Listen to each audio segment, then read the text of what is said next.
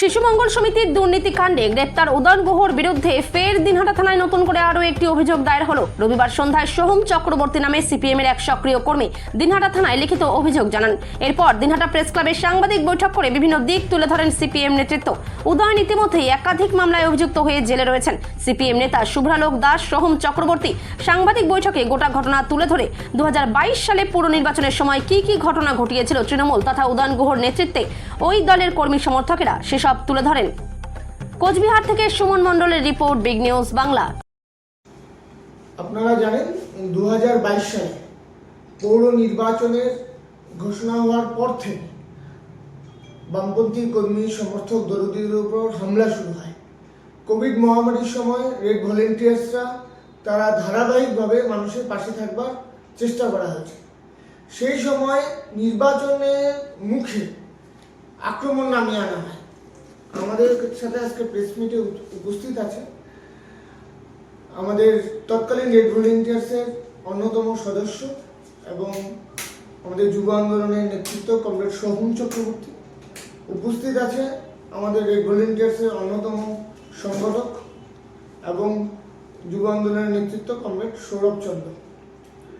সেই সময় নির্বাচনকে প্রহসনে পরিণত করবার জন্য কার্যত বাড়ি বাড়ি গিয়ে রেড ভলেন্টিয়ার্সদের উপর হামলা, এবং সেই হামলার তীব্রতা এতটাই পৌঁছেছিল, এখানে উপস্থিত আছে কমরেড সোহম চক্রবর্তী, বিস্তারিত আপনাদের সামনে বলবে, তার বাড়ির উপর, তার পরিবারের লোকজনের উপর এবং সর্বোপরি তার চৌকুতিতে জীবনদায়ী ওষুধের দোকানের উপর এক অত্যাচার নামিয়ে আনা হয় এবং প্রায় 13 দিনের জন্য দোকান বন্ধ করে দেওয়া হয়।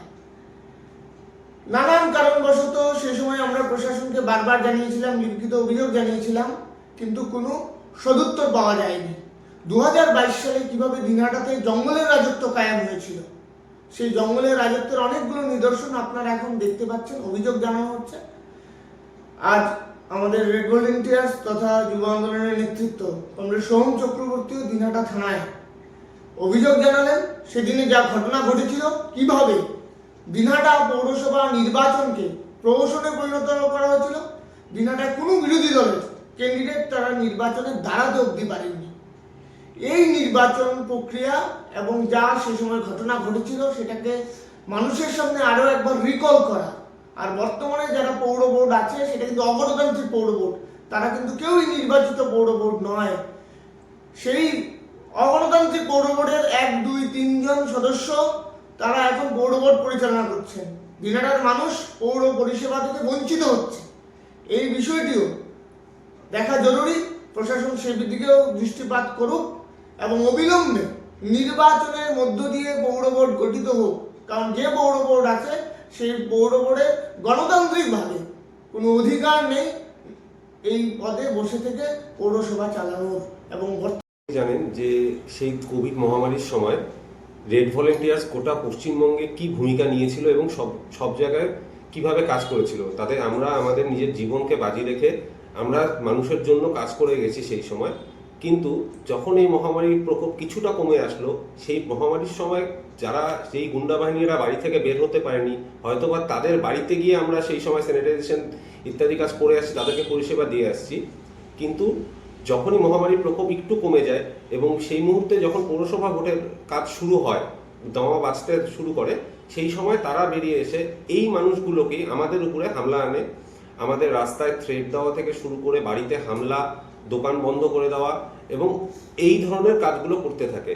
বিভিন্ন আমাদের কর্মীদের রাস্তায় মারধর করা হয়েছে এবং এই অবস্থায় দাঁড়িয়ে পৌরসভা ভোট তারা করে এবং সেটা ভোট না, একটা প্রহসন তৈরি করে। কাউকে নমিনেশন জমা দিতে দেয়নি। কোনো বিনা নির্বাচনে 16 জন ক্যান্ডিডেট ভারতবর্ষের ইতিহাসে, আমাদের দিনহাটার স্বাধীন হওয়ার পরে দিনহাটার ইতিহাসে এই প্রথমবার 16 জন ক্যান্ডিডেট উইদাউট কন্টেস্ট জিতে যায় এবং একটা অবৈধ পৌর বোর্ড দখল করে ওরা। 2022 সালের 16ই জানুয়ারি প্রথম সেই দিনই আমাদের রেড ভলেন্টিয়ার্সের উপরে আক্রমণ হয়। আমাদের 5 জন রেড ভলেন্টিয়ার্স সাথীর বাড়িতে একদল দুষ্কৃতী যারা সশস্ত্রভাবে আক্রমণ করে এবং তারা শাসানি দেয় যে এই রেড ভলেন্টিয়ার্সের সাথে সমাজসেবামূলক কোনো কাজ করা যাবে না, এর সাথে যুক্ত থাকা যাবে না। পরবর্তীতে যখন নির্বাচন ডিক্লেয়ার হয় মিউনিসিপ্যালিটি ইলেকশন 2022 সালে, সেই সময় 3রা ফেব্রুয়ারি প্রথম তৎকালীন সময় যে বিধায়ক ছিল এই লোকাল দিনহাটা কনস্টিটিউয়েন্সি,